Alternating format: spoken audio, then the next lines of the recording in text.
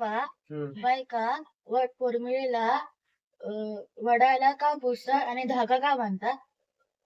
ते धागा बांधतात कारण की आहे ना, ते त्या वडाकडे मागणं मागतात की 7 जन्मी मला हाच नवरा मिळाला.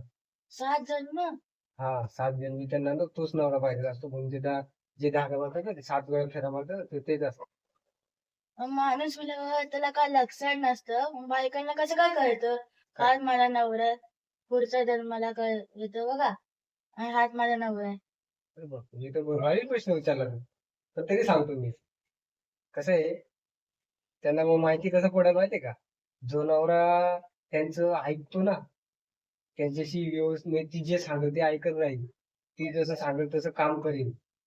समजायचं तसा नवरा भेटला ना, ती समजेल हा मागच्या नवरी हाच माझा नवरा होता. आणि जर जो तिचं ऐकत नसेल, तिला जास्त उलट बोलत असेल, तिला ऐकत असेल ना, मग समजायचं की हा तिचा नवरा नाही, हा दुसरा आहे. आपण असं पकडून चालायचं. आलं का लक्षात?